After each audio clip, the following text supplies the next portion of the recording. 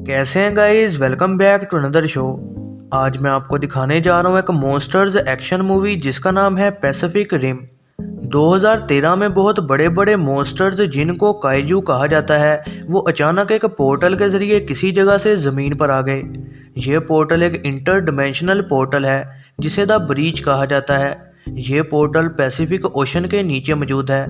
पिछले 3 सालों से लगातार काइजू उस पोर्टल में से बाहर निकल रहे हैं और साहिल समुंदर पर मौजूद कई शहरों पर हमला कर रहे हैं, जैसे कि सैन फ्रांसिस्को और हांगकांग। फिर इंसान खुद को बचाने के लिए बहुत बड़ी बड़ी रोबोट मशीन्स बनाते हैं जिन्हें जैगर कहा जाता है, ताकि काइजू से लड़ा जा सके।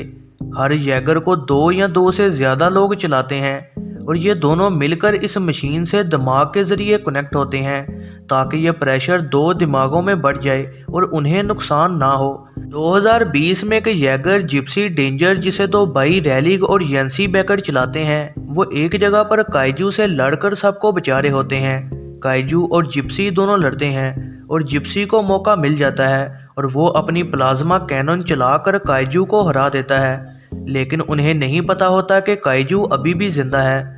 फिर वो काइजू अचानक पीछे से उन पर हमला करता है। वो जिप्सी डेंजर को बुरी तरह से डैमेज कर देता है और उसका एक बाजू उखाड़ कर फेंक देता है और येंसी जिप्सी के अंदर से बाहर गिर जाता है और फौरन मारा जाता है। रैलिग अकेला फिर जिप्सी को चलाना शुरू कर देता है और वो बाकी बची पावर से प्लाज्मा कैनन को ऑन करके आखिरकार उस काइजू को मार गिराता है। फिर येंसी की मौत पर दुखी होते हुए रैलिग जैगर प्रोग्राम को छोड़ देता है। फिर 2025 में दुनिया की गवर्नमेंट्स लगातार जैगर प्रोग्राम के लिए फंडिंग को रोकना शुरू कर देती है और इसकी बजाय वो साहिल के पास बहुत बड़ी बड़ी दीवारें बनाना शुरू कर देते हैं।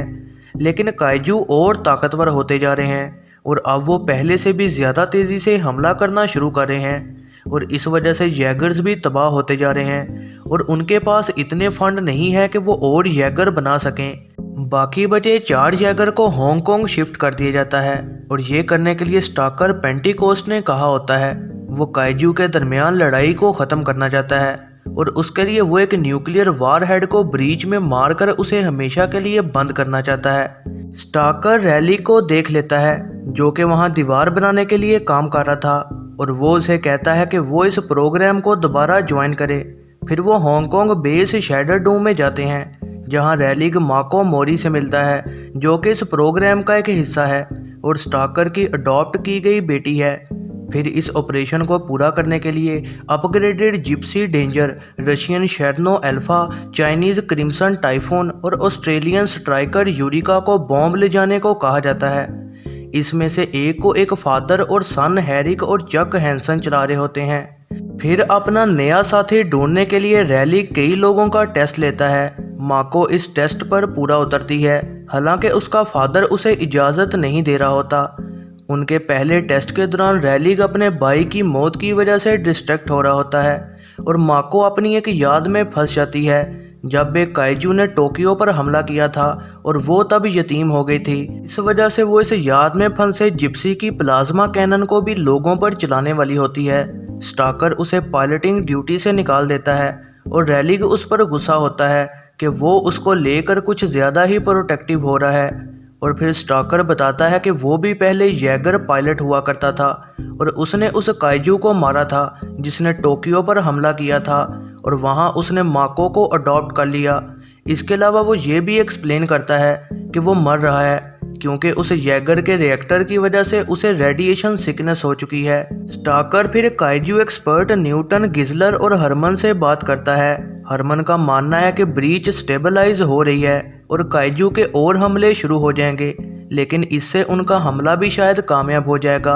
और न्यूटन कहता है कि वो काइजू के ब्रेन टिश्यू से अटैच हो जाएगा ताकि उनके बारे में और जान सके। न्यूटन ये काम करना शुरू कर देता है, हालांकि हरमन उसे रोक रहा होता है और उसे पता लगता है कि काइजू असल में बायो वेपन है जिसको किसी एलियन ने बनाया है और वो इस ब्रीच की दूसरी डिमेंशन में रहते हैं जिसे एंटीवर्स कहा जाता है और उनका प्लान इंसानियत को ख़त्म करना है। स्टाकर के कहने पर फिर Newton black market dealer Hannibal चाओ से मिलता है। वो पुराने काइजू के पार्ट्स देकर उससे एक ताज़ा काइजू दिमाग लेना चाहता है जिसके साथ वो अटैच हो सके। उसे जल्द ही पता चल जाता है कि जैसे उसने काइजू का नॉलेज हासिल किया उसी तरह ही काइजू के पास भी उसका नॉलेज जा चुका है। इसके कुछ टाइम बाद ही दो नए काइजू हमला करते हैं और वो न्यूटन को ढूंढ रहे होते हैं। जिप्सी डेंजर के अलावा बाकी सारे जैगर उनसे लड़ने को जाते हैं। एक काइजू क्रिम्सन टाइफून को तबाह कर देता है और दूसरा वाला अल्फा को तबाह कर देता है, और इसके अलावा एक ईएमपी ब्लास्ट के ज़रिए वो स्ट्राइकर को भी पैरालाइज कर देता है। फिर कोई चॉइस ना होते हुए स्टाकर जिप्सी डेंजर को रेलिग और माको के साथ भेज देता है। जिप्सी कामयाबी से दोनों काइजू को मार गिराता है, लेकिन इसके साथ साथ वो हांगकांग को भी काफ़ी तबाह कर देता है।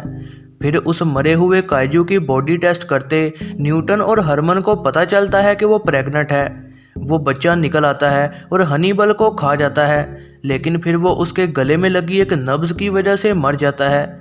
न्यूटन और हरमन उसके दिमाग के साथ अटैच हो जाते हैं। उन्हें पता लगता है कि ब्रीच तब ही ओपन होती है जब वहां काइजू का डीएनए मौजूद हो। फिर स्टाकर और रेलिग जिप्सी डेंजर और स्ट्राइकर यूरिको के साथ ब्रीच की तरफ जाना शुरू करते हैं। ब्रीच की हिफाजत के लिए 3 काइजू वहां आ जाते हैं। उनमें से एक बहुत बड़ा होता है और इतना बड़ा काइजू आज तक नहीं देखा गया था। जैगर एक काइजू को मार देता है और दूसरे को जख्मी कर देता है, लेकिन स्ट्राइकर पर फिर सबसे बड़ा काइजू हमला करता है। चक और स्टाकर फैसला करते हैं कि वो बॉम्ब को चला दें क्योंकि वो मुकाबला नहीं कर पा रहे, और अब बॉम्ब की बजाय वो जिप्सी के न्यूक्लियर रिएक्टर के जरिए ब्रीच को सील करेंगे। लेकिन वो काइजू इस धमाके से भी बच जाता है और इस वजह से जिप्सी उसे बाद में मार देता है और उसके साथ ब्रीच की तरफ जाता है क्योंकि उसके डीएनए से ही ब्रीच खुल सकती है। फिर जब वो दूसरी साइड पहुंच जाते हैं तो वो रेलिग जिप्सी का रिएक्टर ओवरलोड कर देता है। वो खुद को एक पॉड के जरिए वहां से निकाल देता है। रिएक्टर फट जाता है और उसके पास मौजूद कुछ एलियंस और ब्रीच तबाह हो जाती है, और रेलिग और माको का एस्केप पॉड आसानी से समुंदर में पहुंच जाता है। फिर वो ऐलान करके वॉर क्लॉक को रोक देते हैं, ये कहकर के आखिरकार इंसानियत जीत गई है।